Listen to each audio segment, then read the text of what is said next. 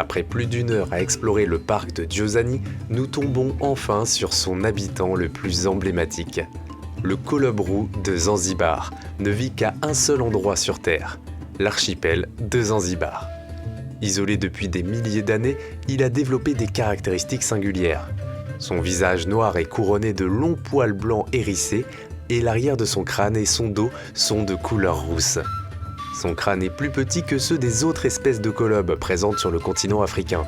Cela illustre la loi de Foster, un principe scientifique qui indique qu'en cas de ressources limitées, un animal verra sa taille réduire au cours de son évolution. C'est le nanisme insulaire.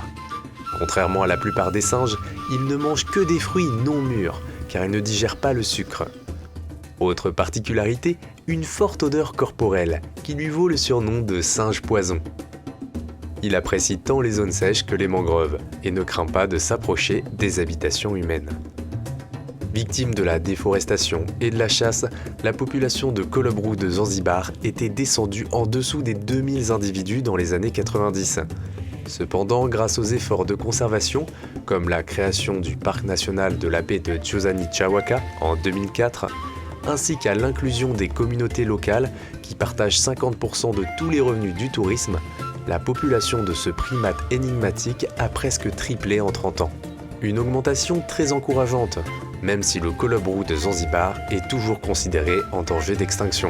On le retrouve principalement dans la moitié sud d'Unguja, l'île principale de l'archipel, mais on en trouve aussi dans les îlots environnants. Certes, nous avions vu les colobru à Giosani, mais je vais pas vous mentir, la rencontre était un peu fade. En fait, les primates présents dans le parc sont habitués à la présence humaine, puisque chaque jour, des guides emmènent des dizaines de touristes pour les observer, et forcément, on n'a pas vraiment l'impression d'être en face d'un animal sauvage. Attention, je ne dis pas que c'est pas bien, car comme je l'ai précisé avant, c'est l'écotourisme qui assure des revenus aux locaux et qui a permis la création du parc national, participant ainsi à la préservation du colobru. Néanmoins, Charles nous avait parlé d'un plan pour potentiellement apercevoir des colobru beaucoup plus sauvages.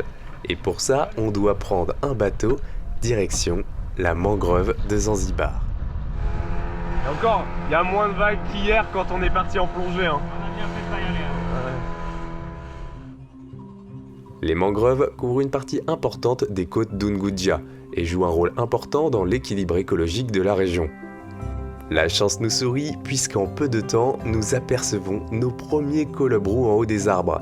Rien à voir avec les individus de Giosani, ceux-là sont beaucoup plus sauvages au vu de leur comportement.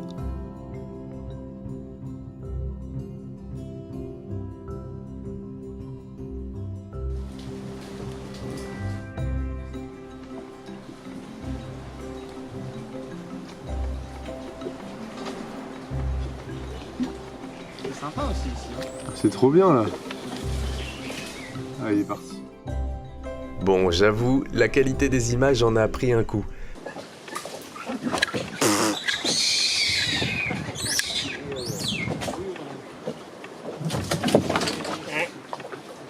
Putain, je me suis viandé.